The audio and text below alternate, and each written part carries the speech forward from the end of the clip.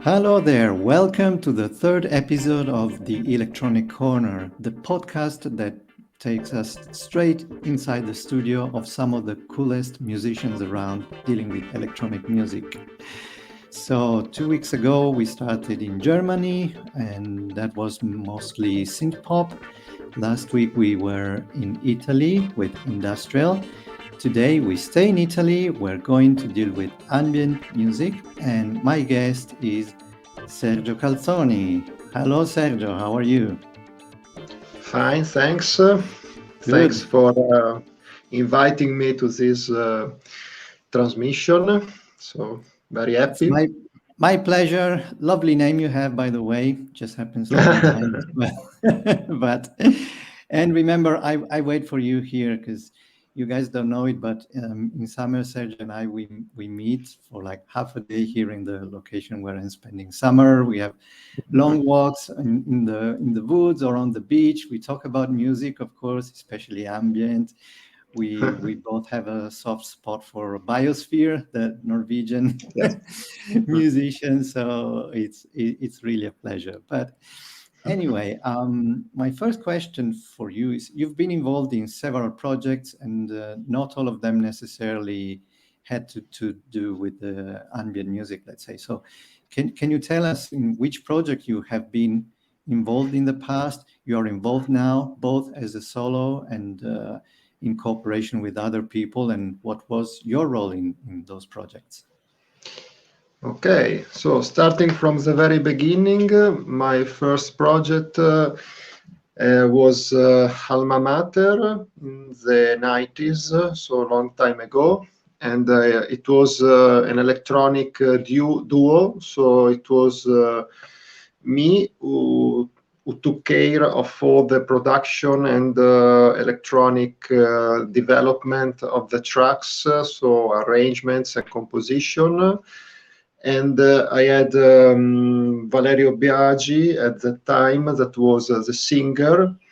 And so he provided all the lyrics and all the singing for the tracks I developed.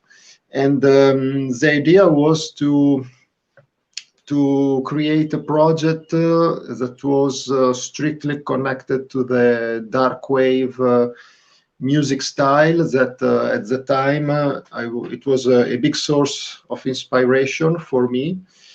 And we tried to be a bit different compared to all the others dark wave acts, and so we sang in Italian compared to the majority of other groups in this music style that typically sing in English. And so this was my first project, and afterwards I decided I wanted to explore new music territories. In the beginning of 2000, more or less 2000, 2001, I got really excited with all the new trip hop movement that was taking place, especially in UK. And so Massive Attack, Portishead, all these kind of music acts. And so I decided that I wanted to explore this kind of music genre. And I started to collaborate with other musicians in a more it was a more kind of a rock band, more typically like a rock band. So I played keyboards and also I provided electronic parts with a sequencer, and I had a drummer, a guitar player, a bass player, and we had a Danish singer, because at that time I also moved to Denmark.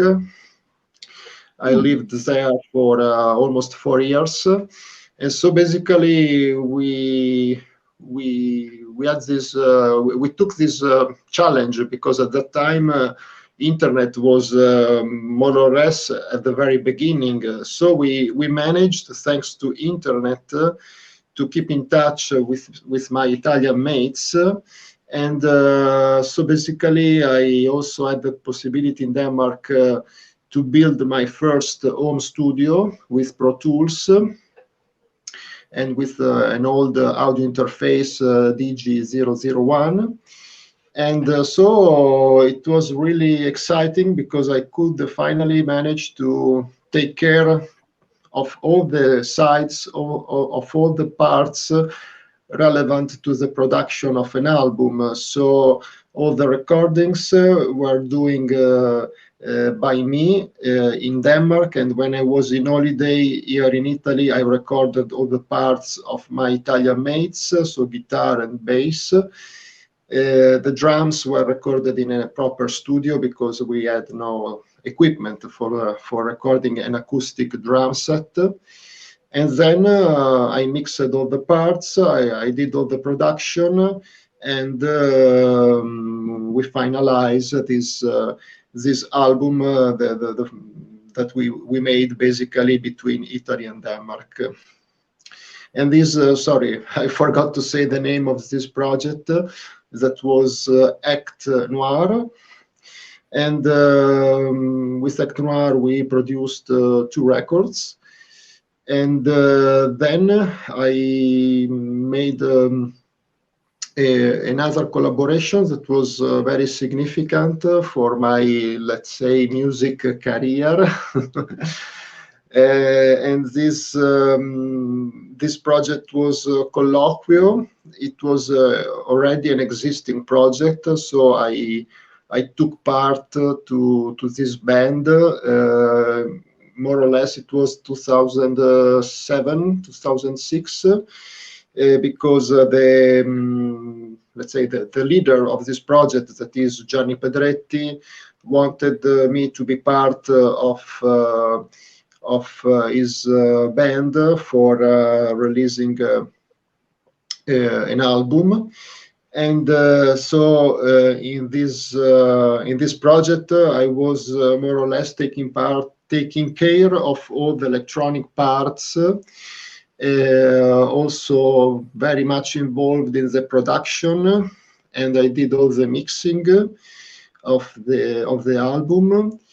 And we were really satisfied with this partnership, and so we continued to work together also in a follow-up, so in a new album that is called L'Entrata e l'Uscita. And thanks to this album, we also had the possibility to play live in lot of venues all over Italy. And afterwards, I started to feel also the need to give a form to a solo project. And so for the first time, I decided to take care completely of all music. And I decided to explore more ambient related kind of music styles. And so I started this project called Orghanon, and that I still continue to release music with this moniker. And the project was something very new for me, because I've never made the music completely alone by myself. But it was also very challenging, because sometimes when you are completely alone, you could also risk to lose yourself sometimes. So you have to be very disciplined. You have to be very you need to have rules, otherwise things can be can go just can go out of focus. Let's say that.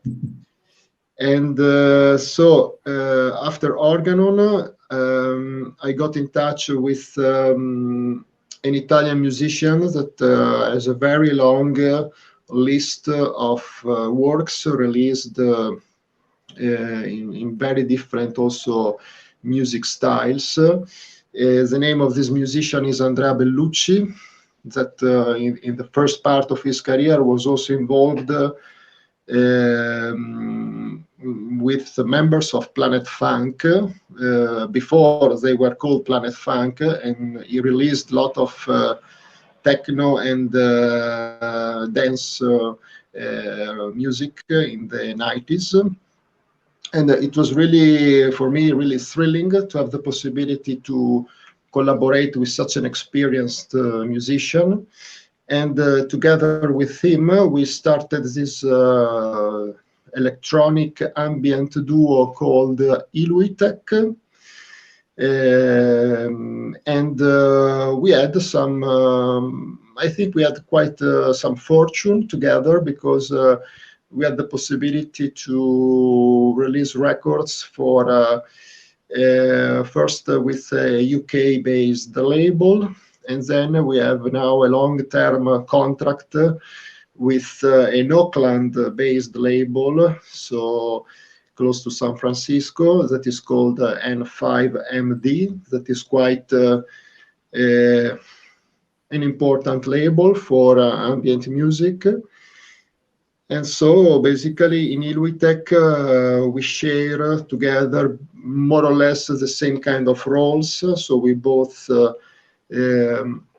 develop tracks, we both produce, and I am the one in charge to finalize the mixing. So I usually take care of all the mixing part for the records that we do. Yeah, so this is more or less. That was it. Well, thanks a lot for this detailed explanation. And by the way, there's one interesting thing with you. I mean, not everybody knows. I used to host a radio show for an American channel, and the link to the various episodes, which I'm still uploading week by week, is in the description of this podcast. And you're the only artist which I have played under 3 different names, let's say, so with the Colloquio, with Orghanon, and with ILUITEQ. So you already mentioned the risk, let's say, of working solo compared to collaborating with other musicians, so the risk of losing focus and stuff like that. Is there anything else you wish to add about the difference between working in a solo project and working with other people? Yeah, well, I think working with other people is always a more rewarding experience, because you have the possibility to have different inputs from other people, and quite often they have a different perspective compared to you about how music should be developed. And so it's really rewarding, but also instructive in a way, because you can learn many new things when you have the possibility to share a common project with other people. So I absolutely prefer this kind of dimension. That's interesting, because other people like Asmodi Caligari a couple of weeks ago, he said it's just the opposite. He needs to be alone by himself when he's composing a song, and and then other people can intervene later, let's say. And more or less, it's the same for me. But maybe also ambient music may have something to do with it. In fact, my next question is, how does a song take form? Because in a classic, let's say, pop song, it's you may have everything in your head already, a sort of skeleton in your head of how you want the track to be. But in an ambient track, I'm ignorant about it, so maybe I'm wrong, but like a piece that lasts for like 5-6 minutes, maybe with just pad sounds and stuff like that, I think it would be very difficult to have everything already inside your head before you start the recording process. Is it correct? And if it is, how do you actually develop the song in the studio? Yeah, it's absolutely correct what you say, because I think also when I was making more pop-oriented music, very rarely I had in my mind, let's say, the basic idea of the song. But even more with ambient music, it's all related, it's all focused to, for me at least, to a feeling more quite often, to an emotion.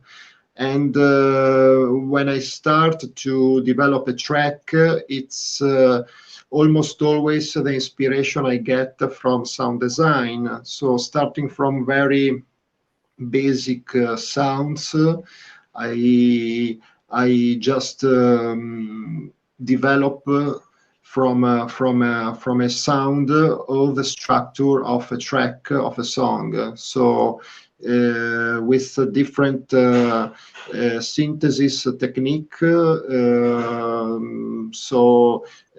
This is basically how an ambient track for me is developed. So just sounds and see how things develop and how I am inspired from a sound, and so it's this for me, the process. It's this one.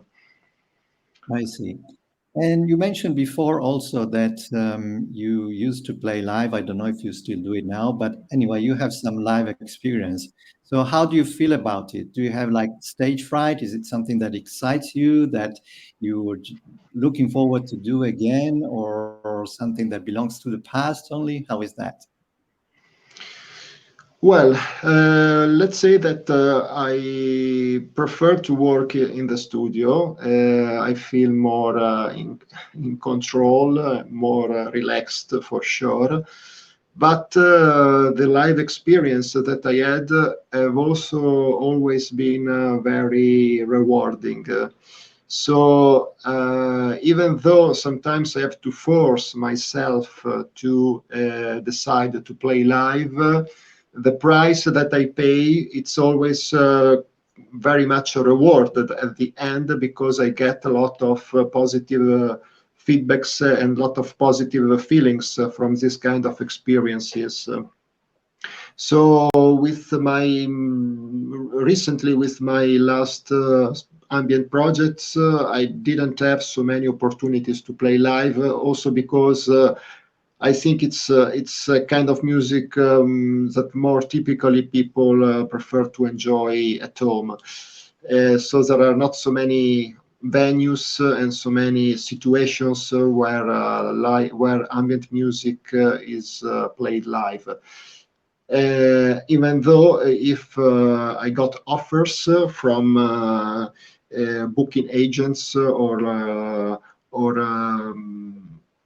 arrangers of lives, for sure I will take the chance and accept if I have the possibilities. Yeah. Well, my impression is that with ambient music, if you play live, you should rely a lot on like background videos or lights and stuff like that, right? Because I mean, the music in itself, especially if you're alone on stage, as interesting as it can be, people risk then to get bored after a while. Is that right? Yeah, well, you are right, and I think that the venues for playing ambient music are not the same for playing rock, pop kind of music styles. Ambient music should be put in specific context. So I think to give, let's say, importance and to give power to ambient music, it must be played in specific and very particular context. So, for instance, I had a very exciting experience playing live in a church, for instance, that is not really a typical venue for a rock band.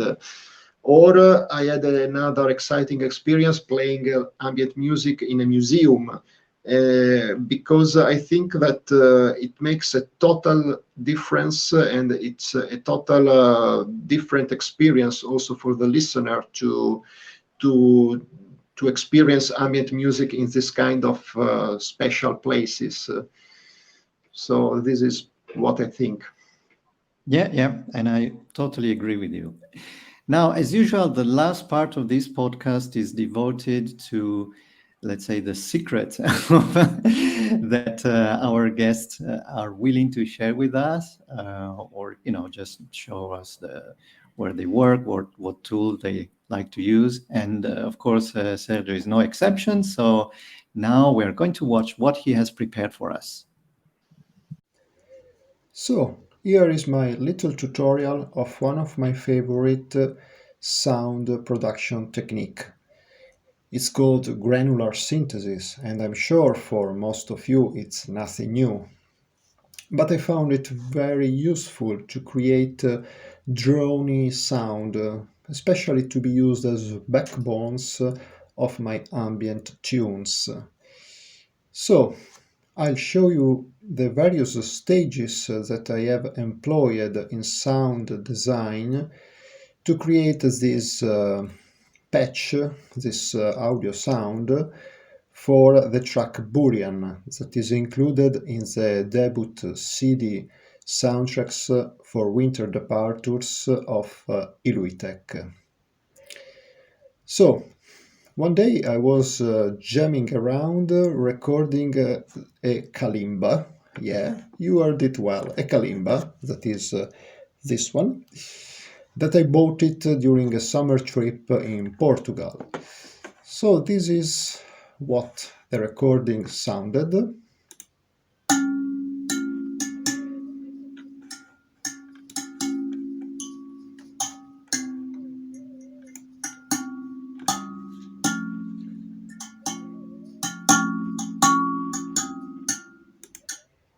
So, not really a useful sound for any sort of ambient music project, probably you will say, and I confirm, yeah, not really useful at all. But then I decided to just copy and paste a small portion of this audio file, and I stretched it a bit, and it sounded something like this. Whoa, yeah. Let's say still not really a useful sound at all. But I decided to do even more sound manipulations. So from this sample, I just reverse it and I stretch it even more. And last but not least, I pitch shifted minus 12 semitones the sound. So basically, this was how it sounded.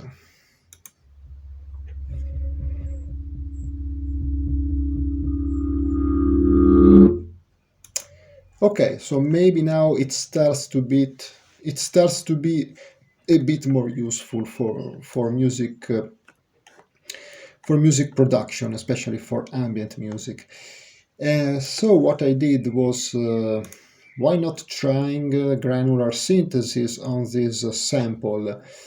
And then I loaded the sampler of Ableton Live, that you can find it also in the Ableton standard suite of the software.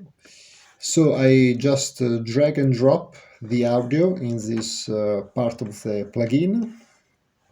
And with these markers, I just selected an even more smaller portion of the sound. And I used this release mode, this one that you can see, that basically when I hit a note, the sound just plays forward and backward, as long as the note is struck on the keyboard. So what I did then was to add some more plugins.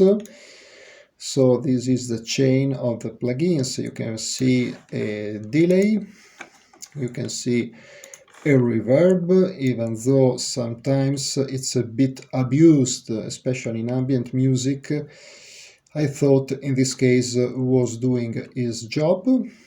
And then a series of filters, equalizers, compressors, and so on, just to make the sound a bit more punchy.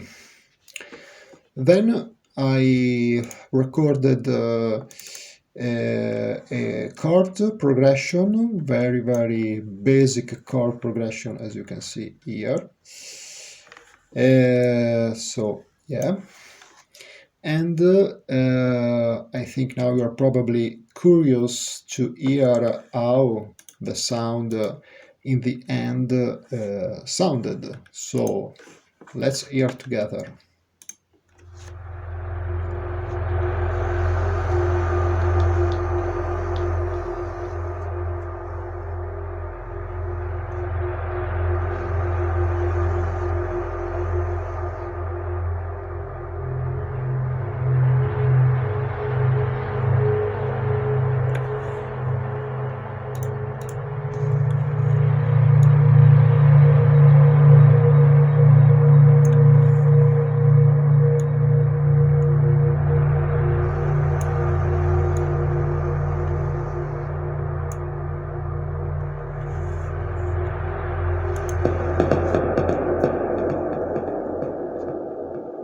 Okay, so not bad. What do you think? Well, so this is my tutorial. If you want, you can hear the end result, how the track even more developed. Just type Boolean ILUITEQ in the search engine and you can hear the track on YouTube, Bandcamp, Spotify, just to have an idea how the things developed even further after this first sound manipulation. Okay, thank you very much for your time and cheers.